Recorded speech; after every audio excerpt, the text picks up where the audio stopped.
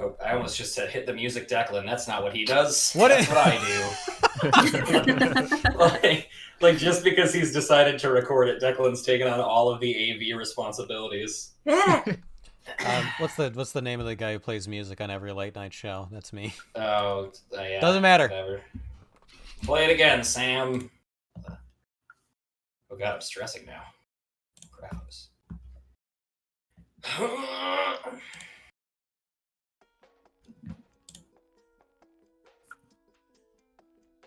It was unlikely that we would survive in this place for much longer. Low on resources, struggling to feed our hungry and tend to our ill, the only uncertainty was what exactly would be our undoing. Raiders, monstro, disease, or the steadily rising unrest in the villagers who so despise us. Thus, our strongest vanguard, Noldrin, left this outpost in search of aid from Graphos. He returned with a small coterie that was apprehensive of our ways, but willing to support us in our defense against both raiders and monstro. Present in the party was half of the Republican Chair Committee, both Peter Papadopoulos and Jun Long, chairs of both Defense and Treasury. Fate brought them to Graphos, and Noldrin brought them to the borderlands. Their entourage is remarkable, a group of graphites that function so cohesively as a team, it is as though they are of one mind.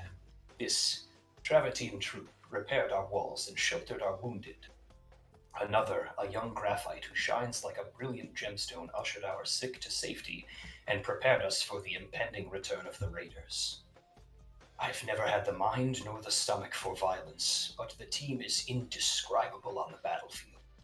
While Papadopoulos danced through his attacks, conducting the raiders through their combat as if it were a coordinated routine, Jun Long's ferocity was outshone only by her command of the flame. Even the raiders' metal slug was hardly a match for her molten... You guys are killing me. Her molten prowess. Noldrin, the vanguard, and the visiting graphites defended the homestead valiantly. Even the unarmed graphite troop rendered some of the fiercest raiders unconscious. It was simply too much excitement for these old bones. And so the shiver of night arrives. With it, the army of nightmares is sure to follow. Thanks to Noldrin's efforts and the generosity of the Republican aid, we've made it through one hard battle. But there is surely another to follow.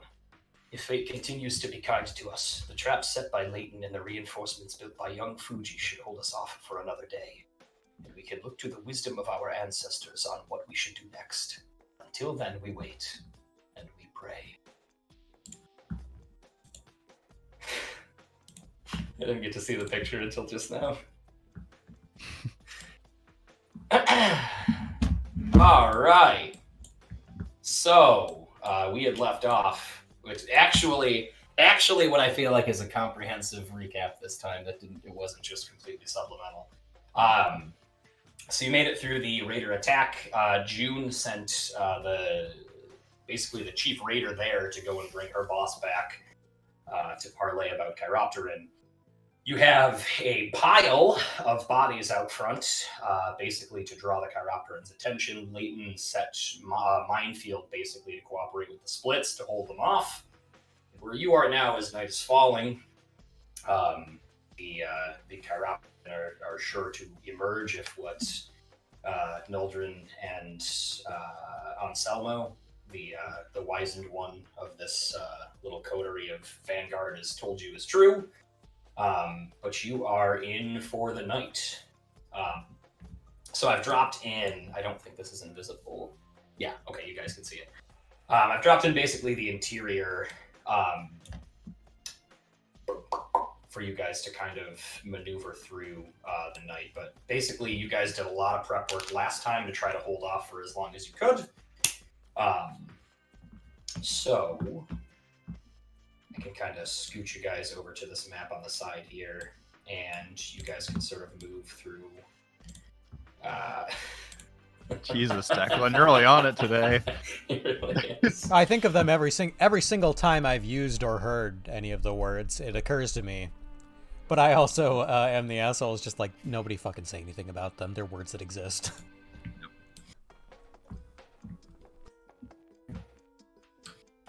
Yeah, so basically, you're in for the night. I'll set a brief scene here. This is a sort of dilapidated stronghold of what used to be a small town in the borderlands between Graphos and Alizarin. Buildings were sort of built together, I guess, or what was left of the buildings was built together into something of a small field hospital. You've got the ash feathers basically quarantined in their little room.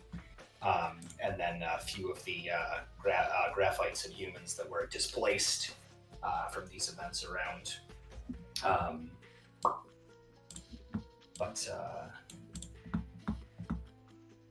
Yeah.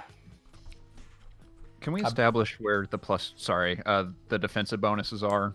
So we Sure. have a 2 and a 3. Are there like main entryways into this building? It looks like there's 2. Yeah, so you fortified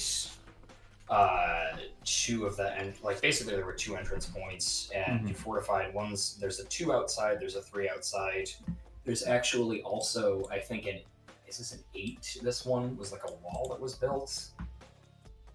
No, I think that's a 3. That's a 3. That'd be nice if it was an 8, but that's a 3.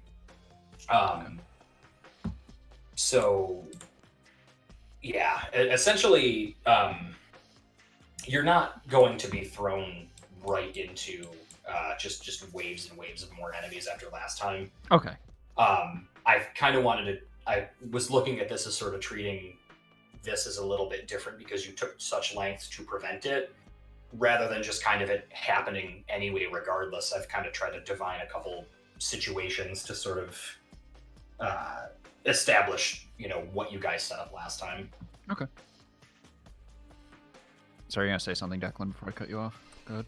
Yeah, we made good and sure that every resident is inside the building. Yeah, I think you guys saw to that last time by I set it on fire. No. No! Burn it down. I made sure every single one of them is in there. Yeah.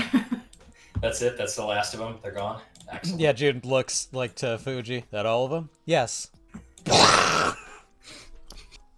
Fuji runs inside.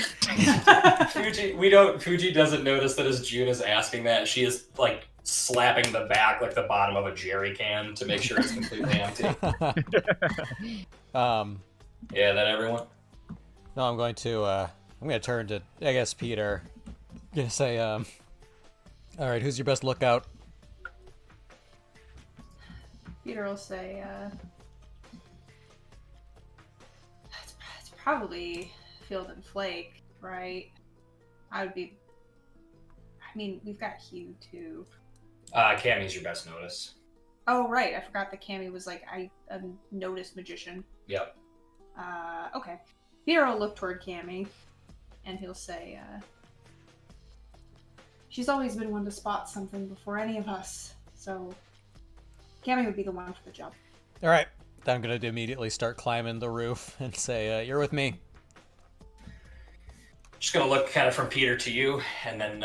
Peter will just nod once. Yeah, she'll... Don't look at him, look at me. She'll just say, you got it, and she's right behind you. Peter will look toward Fuji and kind of invite Fuji inside with him. Yeah, Fuji goes inside.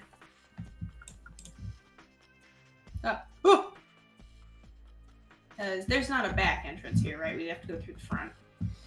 There's 2 entrances, so these will be true. All right. True entrances. The 2 that you see. Peter walks around the building. Around the building. Yeah, you have to path completely around. You get stuck on the corner for a little bit, and he'll head inside. And I want to go talk to Wiseman McGee. What's his name? Wizard Whitebeard? Yeah. Yeah. Anselmo. Anselmo. I'm always going to forget. I actually want to go find Anselmo if I can. Okay. Roll 3. You're going to roll 3 notices. Okay. Auditory, visual. Taste. Taste. One? Yep. Yep. Peter's on all fours, sniffing the ground like Bad. a dog. What Bad. is he doing? You'd find Anselmo doing what he do when he's just attempting to treat people that were injured. Peter will, not intrusive, kind of looking over everyone too, but You he'll break his concentration and his patient dies. Oh my god. I just want to have a conversation with an NPC. Is that okay? No. Please? Please? He will look over on Samo as he's working, and he'll say, we've got lookouts, and other than that, you've got protection for the night, so you can all rest assured. He'll kind of finish up with so this is he's not preening, I think is what we called it last time. With ash feathers, it's a little redundant to try to heal them with magic. He's actually seeing to like a wound, and he finishes wrapping it. He'll turn to you, and he'll say, "What was the last thing you said?" Just that they can all rest assured. He's gonna say, "A warm sentiment, but I'm afraid we will not be resting assured tonight." Peter will say, then I hope we can bring whatever peace to your minds. We'll make sure that nothing bad happens. I'll say, I believe that you will help protect us against the Chiropteran.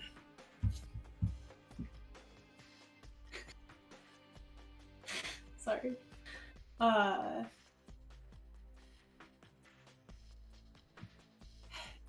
Do I know they're called ash feathers? I can't remember if he's.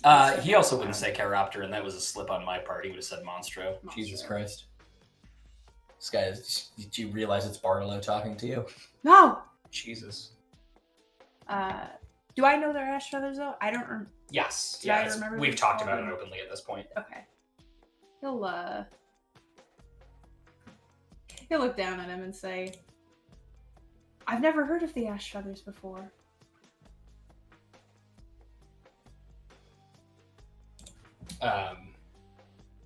He'll say, we are not widely spoken of. We are doing our best to spread our errantry across both Glodia and Elysia, but you have likely not heard of us because our numbers shrink by the day. Maybe so, but I would love to know more. You just get a bunch of dialogue trees come up. He's gonna say, why are you so interested in learning about these diseased Quetzal? Well, I thought your message was beautiful, and, well, I pride myself on trying to know as much as I can about the people I'm trying to serve. I did see you shed a tear when I finished my prayer. Just, I'm- oh. Happy to tell you whatever you want to know. Very embarrassing. You cried like a... Oh, what do you call them, your females? Just females? Yes. Yes, that's it. You cried like a thought. Weeping. Oh, it's me, Peter. Oh. He'll say, what do you want to know? Peter will, kind of... Is he moving or... Like, well, No, he's. I feel like I'm making him sound like more of a douche than he is. You got his undivided attention. He finished up with his patient. Alright, Peter will sit down. Obviously offering Fuji a chair if he wants one. And, Yeah, Fuji's gonna sit down. and he'll say, well, as much as you're willing to share, I mean, we've got the whole night. He'll, yeah. Fuji has actually never sat in a chair before, so he pauses. He has a whole moment. He has to kind of just, like, observe what everybody else is doing. He'll say, the ash feathers is a disease of unknowable origin that spans back over the centuries. Some believe that it is a punishment brought unto the Quetzal for going against the god Garama's intent, permitting humans to walk upon our lands that he gifted us following the desolate days. But Mostly only stuffy old Quetzals who want an excuse to continue to perpetuate the hatred between Quetzal and humans believe that, like any diseases, its origins are in biology. Years ago, when one exhibited the illness, it was almost certainly a death sentence, and while not much has changed on that front, in terms of the finality once infection sets in, medicine has permitted us to live slightly longer lives, but long ago, there was one ash feather. His name was Felix. He was the first to have the disease befall unto him and decide that it would not take his purpose from him, but he would use it to find his purpose. He left Raptor forever. By his time, it had become known that only Quetzal could catch this disease. He forsake his right to his homeland so that he could not spread it to his brothers. He would travel only in the company of those who were immune or already contracted. Many came to follow his example over time to use what little time we have left to make a positive impact in the world. These vanguards that you see, Noldrin, Gaspar, the other one, and Larry, Petra, there we go. Noldrin, Gaspar, and Petra. They are the strongest among us, warriors who have decided to lend their swords to such a purpose. Our group came here to the borderlands because of the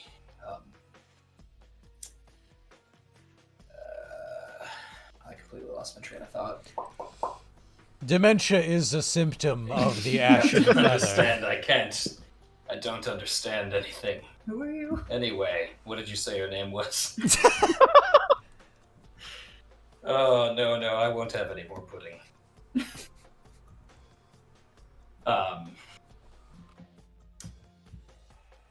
We came here to the borderlands after hearing of these protracted attacks on the developing civilizations from Monstro.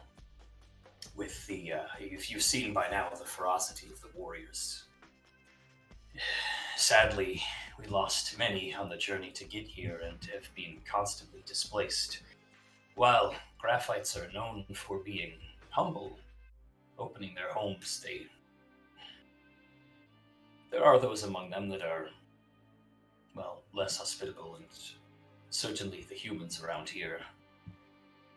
Listen, I understand it's difficult to see a fold of infected people falling apart piece by piece. It's not easy to open your home up to them, but we have already been run out of towns. We have lost many of our own to Monstro and raiders. But it is not our way to run when things look bad. If we are being challenged, then we will overcome it or die trying. I certainly don't think it needs to come to that.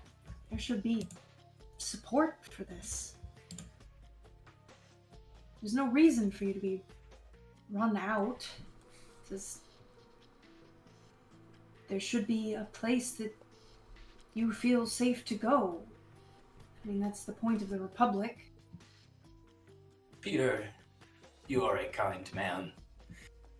But if someone showed up at your doorstep at the middle of the night and pieces of their flesh were rotting from their bones, they were coughing, sneezing in your direction, asking you for food and shelter, would you be so kind as to offer them your bed?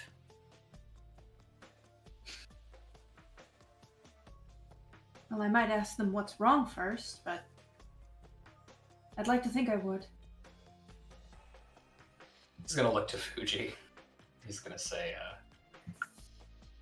And if there was any threat that you could break apart on the inside by sharing space with another infected graphite, would you be so keen as to offer your aid to them?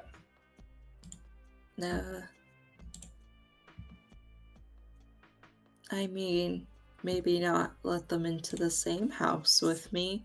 Can you spread it to other Quetzals? He's gonna say, we can only spread it to other Quetzals. Oh.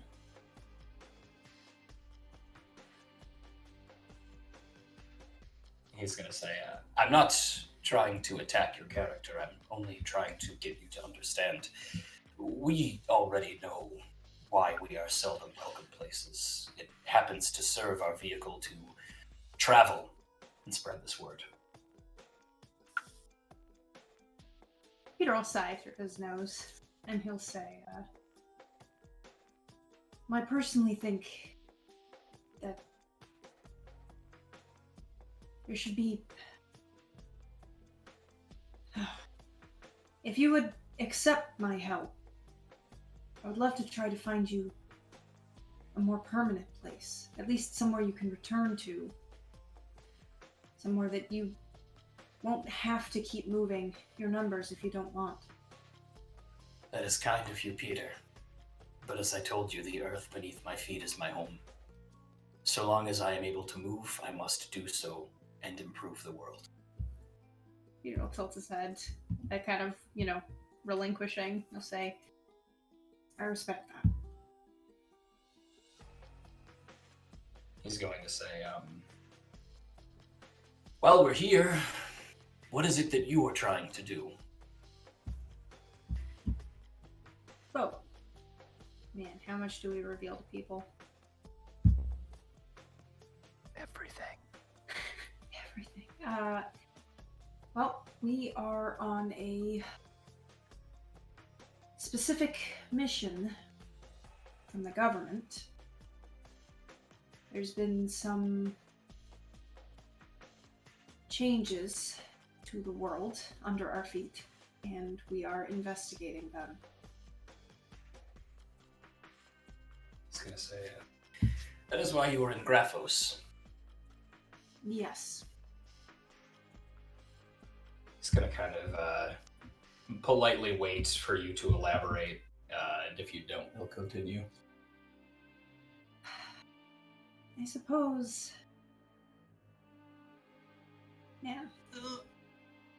Yeah. Peter will say, we're looking for specific objects from a lore written a long time ago. Supposedly, they can help us understand better the curse that humanity had brought with it to Elysia. That's common knowledge now, right? I mean, you disclosed it to the government. Yeah, like way back when, like years ago.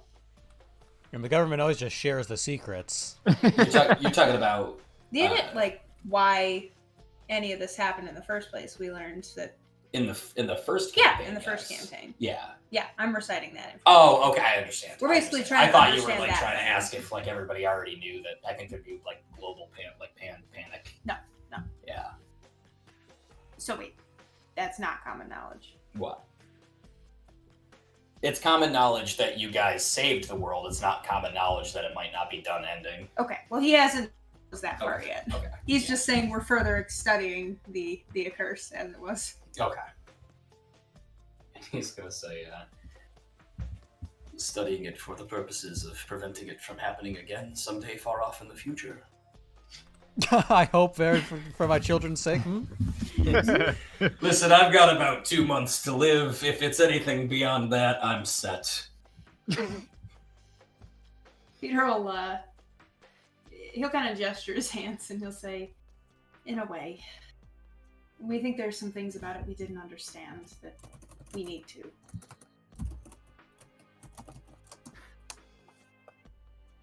He's gonna say, well, it sounds like a worthy cause for the Vanguard to assist you with. Please, If you need us, ask and we will assist you. Maybe no coffee. Peter will say, "Oh, well, thank you so much for offering, but I would hate to take you away from your people. I mean, they certainly need you so much more than we do." He's going to say, so long as I have some of my vanguard to protect our people, we will be fine. This is what we do, Peter. We help people. Peter again will kind of acquiesce, and he'll say, well, I respect that as well. It's...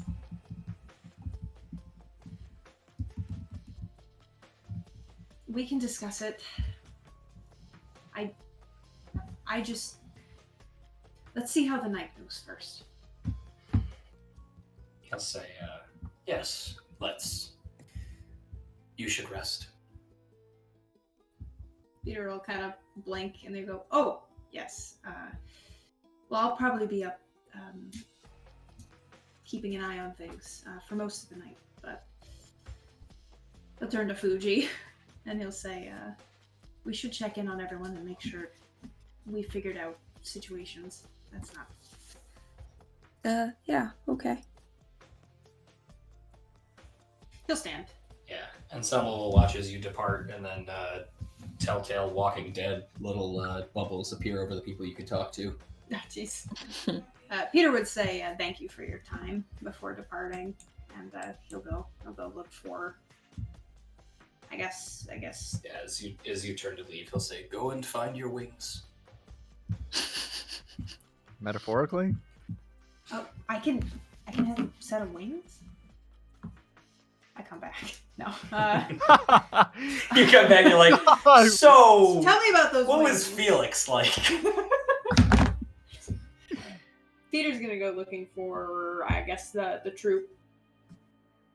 Sure. You can cut in halfway through this. I'm going to have them discussing something amongst themselves, but you'll be able to come in Do it. anytime you want. Actually, just roll notice. Maybe you can hear most of this until it gets up to a point. Let's just do that. Make sure it has. Oh, I love Yeah. that for food. Yeah. Okay. Perfect. Oh, Yeah. it's probably about Fuji. You'll hear Cleo's voice first say, "Jasper, we have to say something. She isn't facing this alone." "That's not how she sees it, Cleo. But it isn't true. True doesn't matter.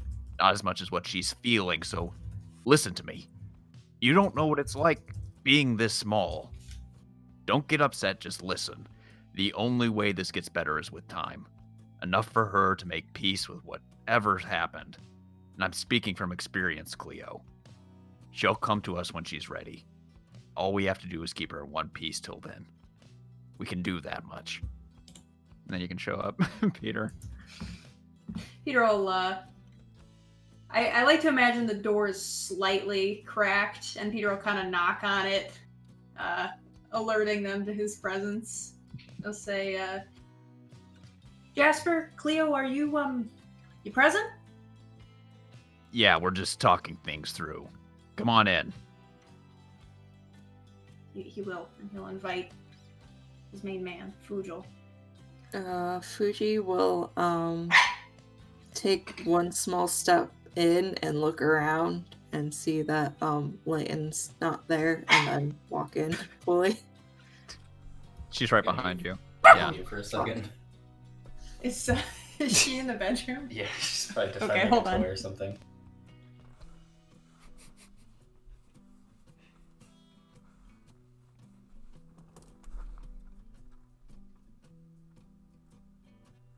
What'd you think of our video, Kane? I did want to talk to you guys about it. Oh, cool. Then we Yeah, shall. we will have to do that. Alright, so did Fuji come in? Yeah. Alright. Peter will look at the two. Okay. Cleo will look over to you, Fuji, and say, "She didn't mean it. Any of it." Peter will say, mean what? No, I think she did. We should be honest with him. I'm sure she did. I don't know if there's anything I can do. We're of two minds of that. Cleo would have you go and apologize. I say you just wait it out. I mean, I would apologize if she wanted to talk to me. I don't know, maybe Jasper's right. It's a lot for her to deal with. Maybe a few days. Fuji, I'm sorry. Yeah, I'd be mad at me too. I understand. Oh, Is the empathy towards? I feel like I can't just empathy a general situation. That's what I want to do. I guess the empathy is toward the troop in terms of understanding like who we're talking about and what situation we're talking about. Peter wasn't there initially, so Yeah. I'm just trying to glean an understanding. Dang. It's a little bit muddy. You know, Alright. Leighton's name came up and that there's some type of bickering about it. Peter will say, well, I obviously missed something. Care to explain? It wouldn't make it any better, Peter. Well, I do make it my business to know what's going on with people in my crew. It's Leighton, Peter. She's hurt. She's still hurt. And it's not just gonna go away. Peter will kind of nod, putting two and two together now, and he'll say, her arm. I understand. Initially she seemed really positive about it, but perhaps it was just the shock of everything that had happened, or she wanted to seem confident. Cleo will nod and just say, she's always been like that. That's why I was worried about that she'd lose that spark. I couldn't even imagine her doing that, but Oh, I don't think that that's even a possibility. I mean, you remember how she was with those mechs. That mech is not a word, Peter would know, with those automatons. automated soldiers. Uh, It's a lot to process, a lot to change, and he'll look at Fuji and say, and I can understand why it would be difficult. Fuji, you are unique. You know that, right? I mean, I'm the reason it blew up. Of course, she'd be mad. I'd be mad. Oh. I don't... we all know why what happened, and it wasn't you. No. I could have stopped. You shouldn't have had to. I'm tired of people making excuses for him. No one's even said his name. Bellefontaine. nice. Fuji very visibly flinches. You can't blame yourself for something that you didn't do. And frankly, I doubt that Leighton blames you for that. I think it's something else. And I think it's something you may not even quite realize, which is kind of amazing, but he'll kind of reach over and tap Fuji's arm. There's just a singular crack, right? You've just got one. I think I have one cut somewhere from the chiropteran, and then I have the cracks on my fingers.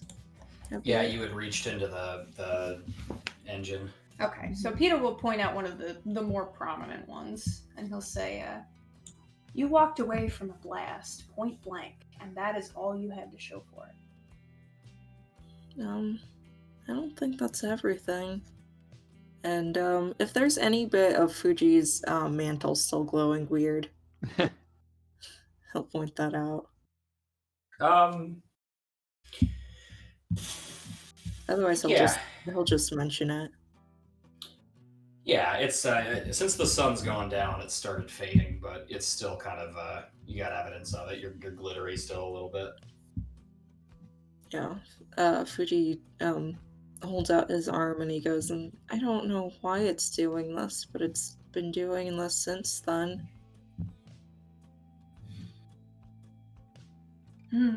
Peter will kind of hum, looking it over, and he'll say, well, it's obviously got to do with something that the Chiropteran spoke about. They seem to think you had, magic blood. Magic blood. Yeah, they'll say you said magic blood. They harmonize. Yeah, sound good. Oh, damn, we slap. We should form a band. Are we doing this?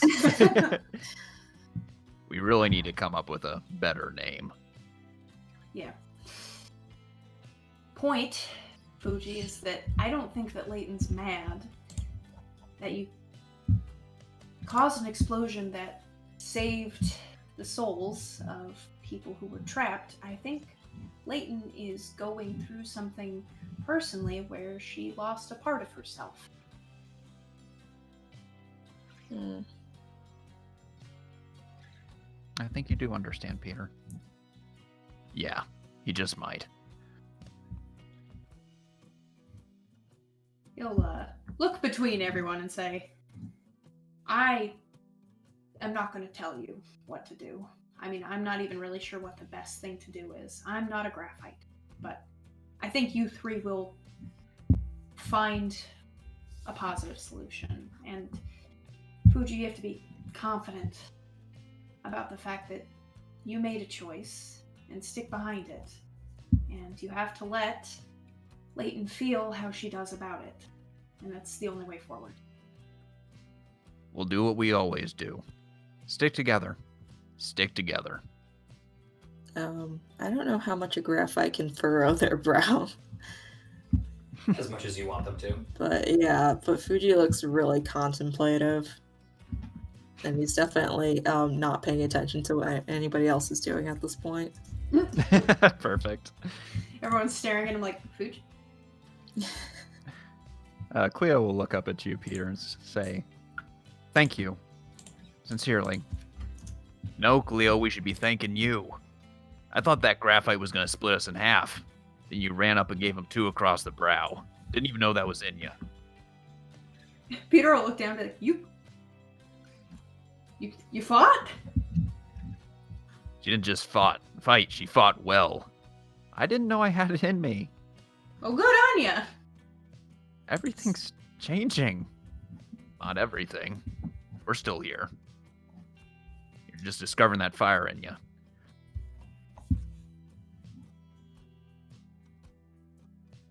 Peter will, he'll kind of smile, and he'll say, I'm probably going to take rounds outside. Part of me wants to keep an eye out for the green-eyed Chiropteran. I feel like he's not going to show up, but if he does, I want to be there. Well, we were hiding in here so we could take a break. That Noldrin guy's a real driver. I bet he is. So, by all means, take whatever you need. We've got June and every time I'm gonna forget her name. Cammy, oh my gosh. We've got June and Cammy running point, so if we see anything, we'll raise the alarm right away. Plus, we've got the oh god, what are Noldrin's Vanguard. We've got the Vanguards keeping watch on all the entrances, and all your handiwork. So, you've earned the rest. Well, with June and Cammy at the head of it, I'm sure we'll hear if anything happens. We'll be ready, Peter. Don't worry about it. Great. Peter will, he'll give, like, Fuji, like a shoulder pat as he goes, and then he's actually gonna leave them and wander back outside. Yeah, your hand depresses a full inch into Fuji's shoulder. Oh Oh, god. he's soft now. Oh, he's jelly! Oh no! Yeah, Oh he's- my he's god, you jelly taste so now. good. Oh my god. Oh. What is that? Persimmon? Everyone, get in here! And then there's like a looming shot of everyone creeping in on Fuji, and we just devour him to fucking goggles. Is Fuji still in here, by the way? Or where's he at? I think Fuji's a little out of it. So unless you grab him though, he might just sort of wander out. Yeah, I would say that Cleo's gonna just like give you a minute, and then she will start waving to like get your attention. Huh? Oh, hi. Oh, did Looks Peter like we leave? lost you. Yeah, a minute ago. Yeah. Why don't you Well- take a seat? Oh, okay. You need an hour, maybe 2. I think it's better if I keep working. I'm gonna roll provoke against Fuji now. Sit down! Yeah, that is basically what's gonna happen. Sit your ass down. All right.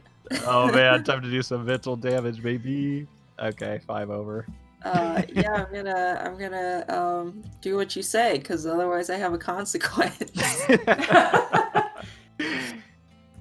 Jasper will regard you and say, "You sit, you wait, and you sleep. And if some fighting comes, then we deal with it.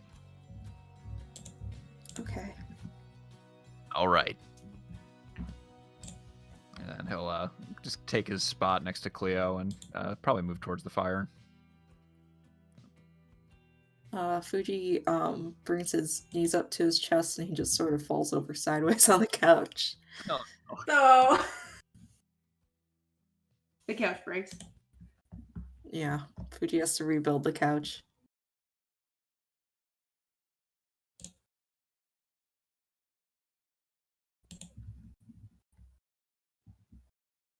And who's taking point?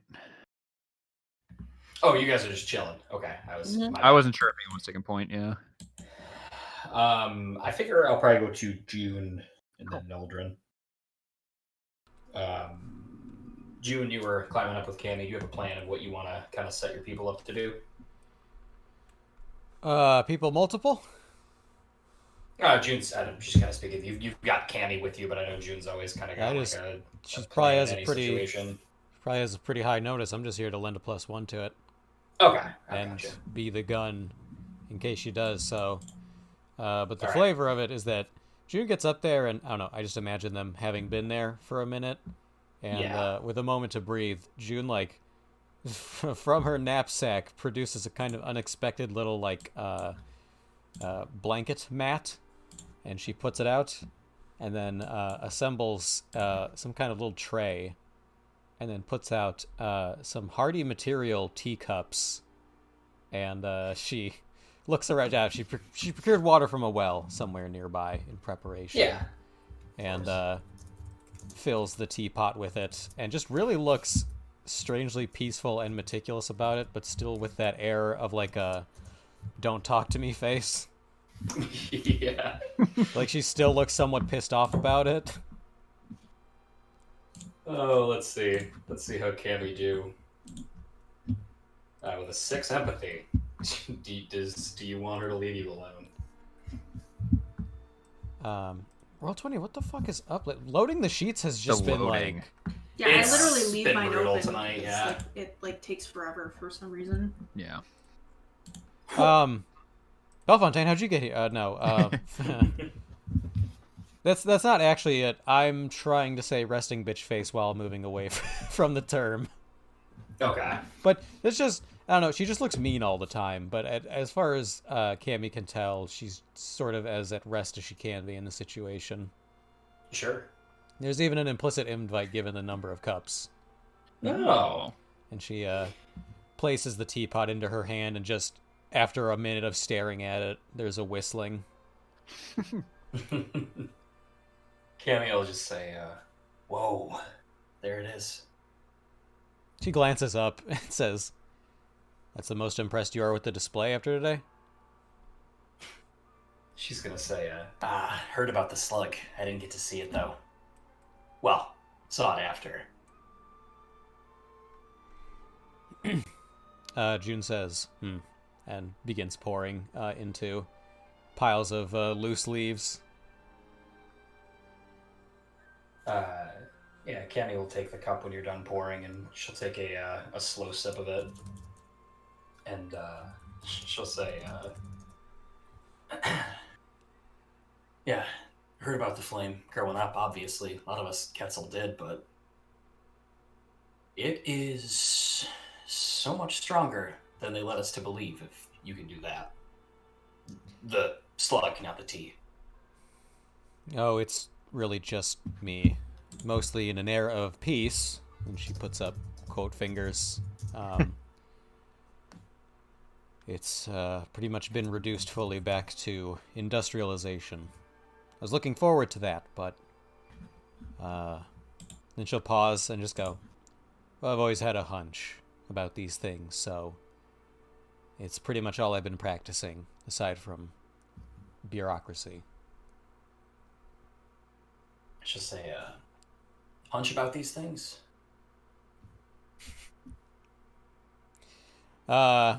June's best hard stop answer will be, look where we are now.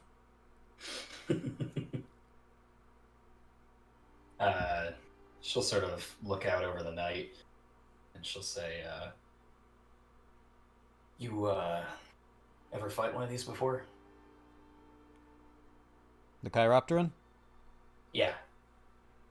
Is it reasonable I did, or is it, if I was on any expedition, do we know them generally as Monstro, or are they new Monstro?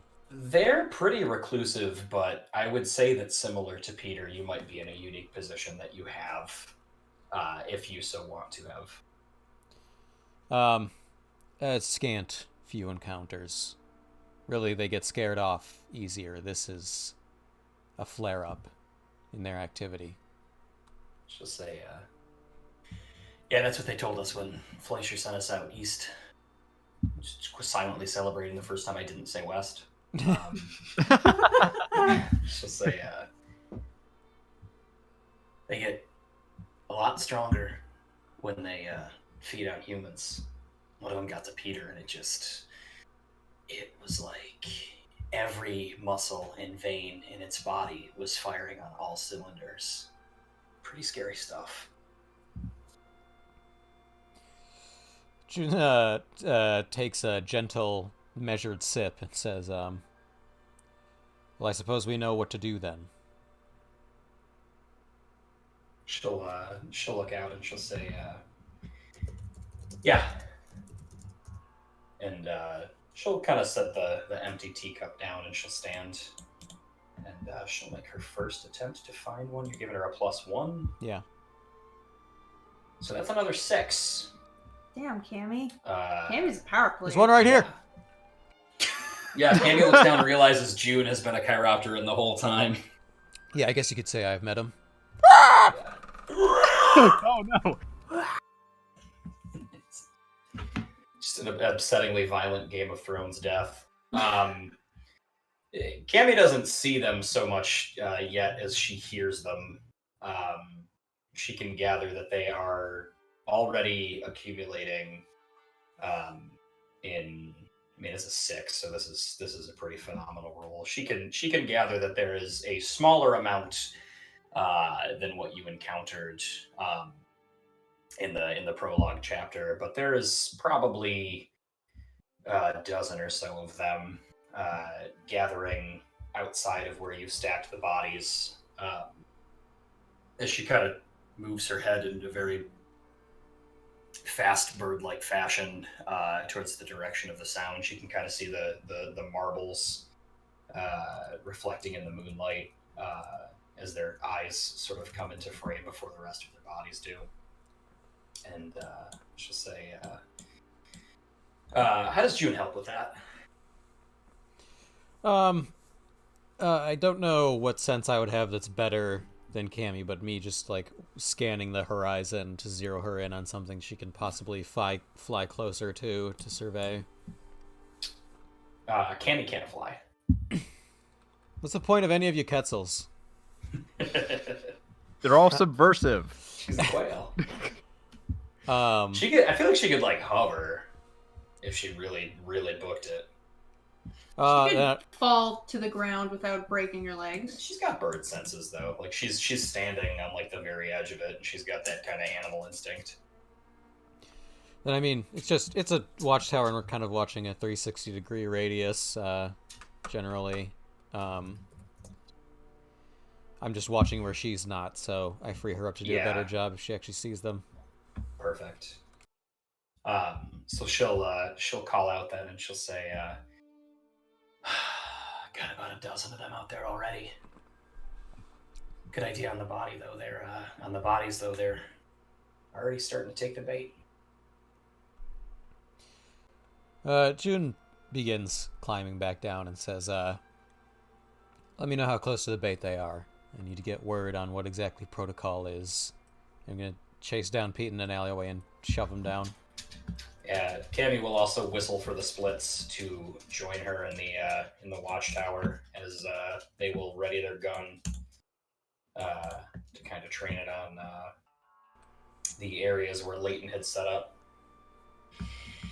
As June is heading down to look for Peter in the courtyard, Naldrin, what are you up to? I'm just guarding the perimeter, I guess. I'll probably do a notice just because. Yeah. Not very good. Yeah. I mean, I think rather than punishing that like a kind of one to this general area, you're able to ascertain that they're not, close enough to your breach yet. Like that you're safe right now. Yeah, he's more of a close-in kind of guy anyway, so I guess that makes sense. Other than that, that's really all he's doing. He's just watching out for anything getting close. Sure. All right, so Peter, unless you're deliberately hiding, you and June cross paths. No, Peter's just kind of covering the other entrance, and I'll do my own notice, I guess, just for what's this way, as June arrives. Yeah, without overcoming Cammy and without necessarily adding anything. Yeah, you're in the same boat as Naldrin. You know that you're not about to be like attacked out of the darkness. All right. Peter seems to just kind of be focusing on the darkness as June arrives. Pete. He'll turn his head. He'll say, "Spot anything?" Yeah, it's gonna be about a dozen of the monstro out where Cammy's looking. Before we blow them up, I'm checking with you if you want to have a tete-a-tete with these ones, or if we should just go ahead.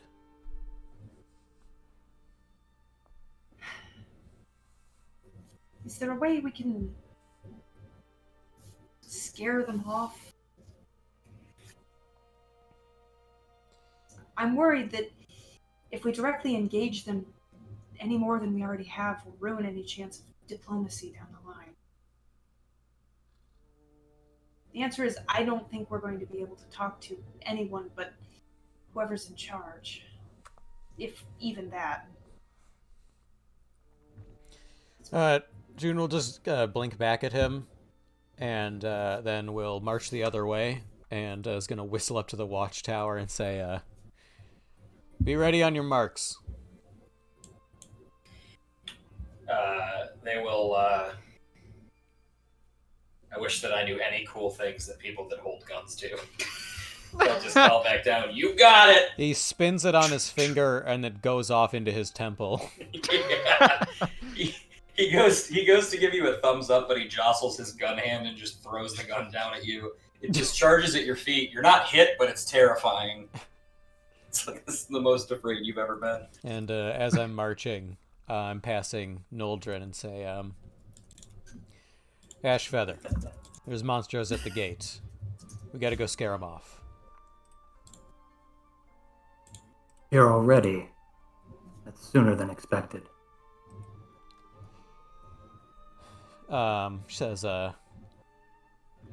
"We can shoo them at that number." And I'm marching out in the distance. Right. Noldrin is going to do what I imagine is the Quetzal equivalent of whistling, which is like probably just doing like a weird kind of cawing kind of thing to the other Quetzals that are there, but it's like hoarse because he's, kind of fucked up. No, he's a bird. Yeah, it wouldn't be a horse horse, bird. Sean. We don't have horse people in this one. And then he'll call out, Raise the alarm. They're here. just in general. Yeah, Gaspar, ever present, crossing his arms, just kind of chilling. Will look to you. He'll give you that salute that they do, and he's gonna disappear inside. And about 20 seconds later, bells start ringing overhead. All right. Do I know where they are coming from? I assume no. I don't know. Yeah, I'm leading. Yeah, They're in the bottom left, I think. If you're looking for Right. quadrants. yeah, they're not even close to your map yet. They're you had all taken the it was a pretty smart setup to take like the bodies from the raider fight and basically create a pile to kind of draw their attention in one spot. Okay. He'll confer with Gaspar once he raises the alarm, and he'll just say, I'll go out. The rest of you stay here. Watch every quadrant. He'll nod and say, no, he doesn't have anything really strong parting words to say. He just gives you a really firm nod. He heard you loud and clear. Flight to the flightless, brother. Flights to the flightless. and he'll head off to where Jin was going to. Is for my reference, are there other entrances that we need to be worried about?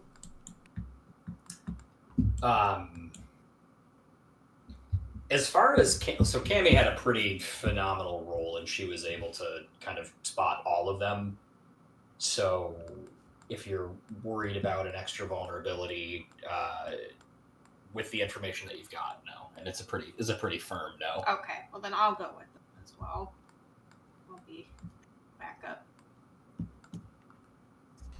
I'm gonna Peter step also out. just kind of curious. Gonna step out very confidently. I'm pretty sure Noldrin I saw had a provoke stat. Yep. And I'm just gonna nab that +1 for his imposing presence. I know Peter doesn't, so I'm ignoring him like a cuck. And I can speak him to death. So and June is just going to step out, shrug her coat aside, and really lock eyes with the Chiropteran for a second, and then lift a fist over them and sort of essentially fire over their heads and just release noisy, frightening couple pops, a la fireworks, and just a gout of flame that sprays over their head. And I'm going to provoke. Nice. nice. Wow. Yeah, And that's a then- pretty solid one. They'll shoot out and it'll pop and turn into a cowboy hat, and then the cowboy hat will pop into saying "Go away." You can see them reading with their lips as they parse it out. Muttering. And it turns- It turns into Rigby's Barbecue Sunday at 9 p.m. Finger licking The good. lasso takes it and pulls it away. Yeah, It's really like we're all kind of like, when does this end? It's like a laser light show. Yeah. She looks completely determined the whole time, just dead-eyed. Use some barbecue. For clarity too, this was clever, like me being clever, trying to play with the sizes of things. There's not a giant one waiting in the wings here. It's just like, yeah, the big one steps out. In the foreground. Yeah. Yeah. Okay, so these were not initially representative. This was kind of Exosa style of representing clusters. So this is it's better than it looks, but two of these groups are going to disappear as Chiropteran begin to sort of, they regard the flame overhead. You can hear a very low chittering. I'll leave it without like a rule to discern anything, but you just hear a low chittering amongst them as some begin to depart. Don't worry, guys. I've got this. Why isn't Fuji here? God damn it. Well, actually, that was much That's not better bad. than it could have been. So, Peter, you actually can parse out what might be a sort of call and response. There's one frequency that goes out, one chitter frequency, and then a higher pitched one. They do that back and forth a couple times over the course of like 15 seconds, and then a group begins to depart. So they're communicating with the three. Do the group's still there? Do they seem hostile? Or can I not tell that with three? Probably a separate roll. Oh god, I already used up all my goodwill on that one empathy. Okay. Wow. Wow. All right. Good for you, Peter. I'm so happy that you're a diplomat. Okay.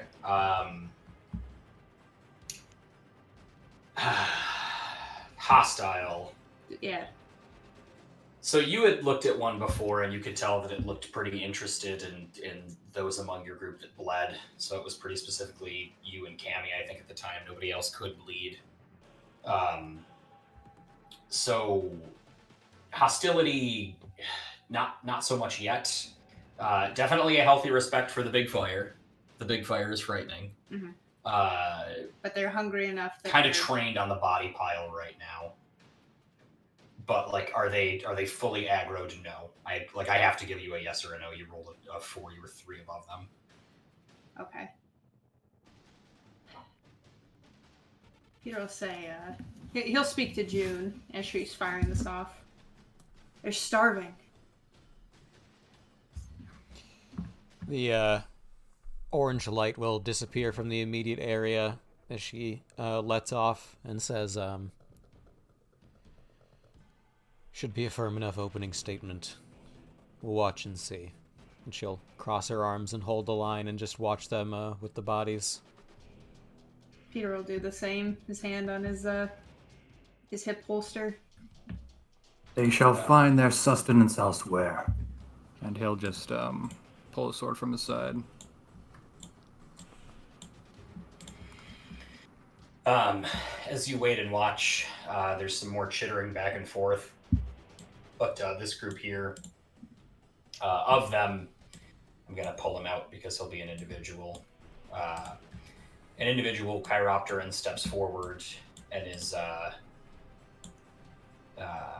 kind of careful to tread, sort of hunches down, keeps its muzzle to the ground, and sort of begins to sniff, kind of prodding its tongue out at the ground too as it moves.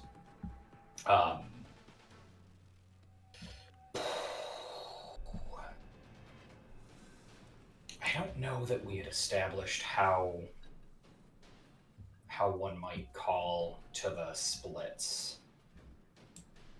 So here's what I'll say is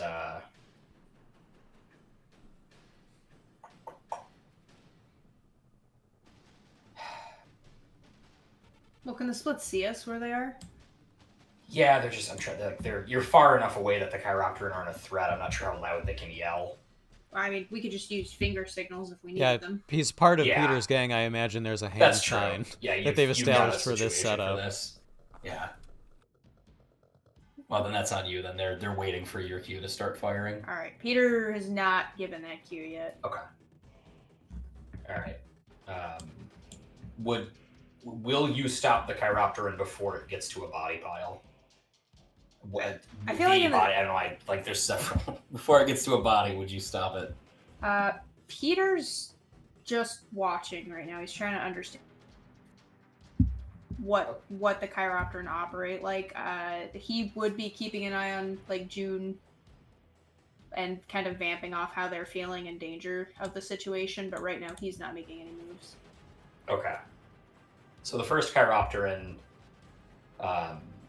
gets to the body pile. It's gonna kind of stop, sniff out, sort through the graphites, and find a human corpse. Looking at June, kind of from June to Peter, but kind of trained on the scary fire lady. It's going to reach down and sort of just start drooling onto the person. It will kind of make a call out, and another one of the groups, this time about, let's see, there were a dozen. You got rid of 4 of them, so this will be a group of 2. Will begin to approach the pile as well.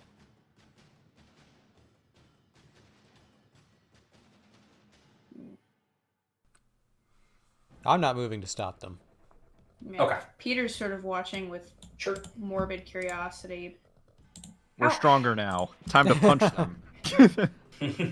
They get up on 2 legs and start cock walking over.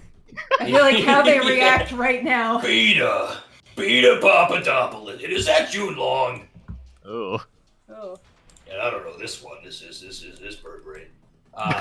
I'm assuming that like we're sort of gauging their reaction on the situation to like how they manage themselves. Like if they fling themselves at us after that, then we've learned something. Sure. So the first group, so you got like 2, and we'll say there's 3 back here. Is actually going to start grabbing. They'll pick up one of the bodies. They kind of start passing it back along a line. This one here never breaks eye contact with you. It just looks from Noldrin to June to Peter, every now and then kind of making a different grunt or chitter. But they will start passing bodies to the back of the line. You can see each of them sort of fighting the urge to just bite into it, but they will start kind of cleaning up.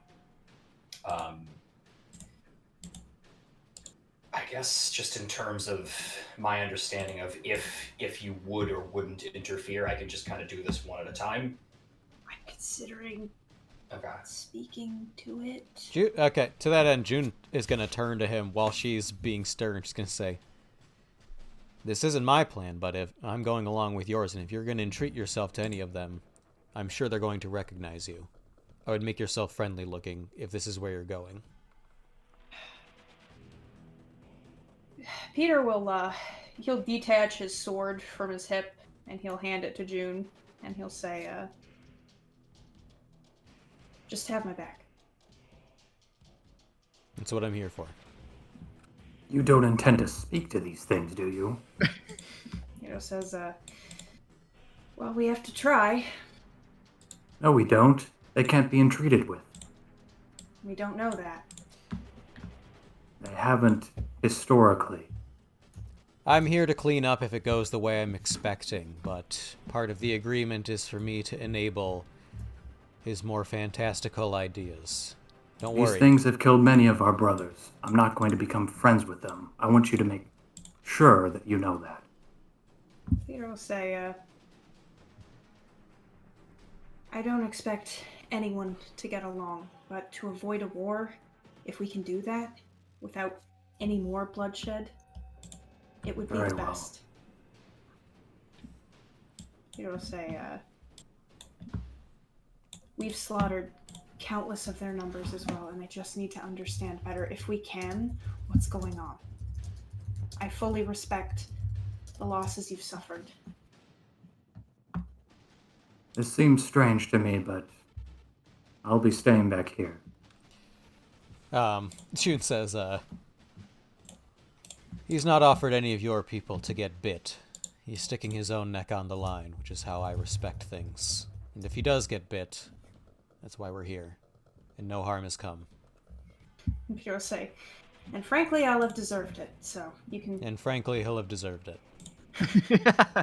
Peter will kind of waggle a finger, and he'll kind of trundle slowly forward.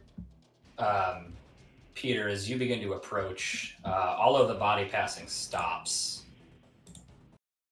In fact, every single Chiropteran stops. The big one in front that has been kind of leading this charge stands up to full height, which is about 8.5 feet. He's so much bigger than I am. And a few hot puffs of air snort out of its nose. Its very thin waist gradients into its now extremely puffed chest, and it bellows a roar provoked to make you stop. Jesus Christ, that description with that roll. Don't worry, Peter. Kia! Oh! Yeah, okay, so you succeed with style. Peter, This thing makes the fucking Donkey Kong from Super Nintendo noise. I feel like the exchange, now that I have a boost on him, right, after that exchange. Yeah, I'm furious. This thing's like, yeah! Well, I think maybe the descriptor is that it recognizes that there's kind of an unwavering sort of air about Peter, but also he's got his hands up, and he doesn't approach too close. Like, he doesn't really get up in its face. He just steps close enough that he's within speaking distance. This is exactly the fucking clip that I was looking for. The face alone. It's the fucking noise that it makes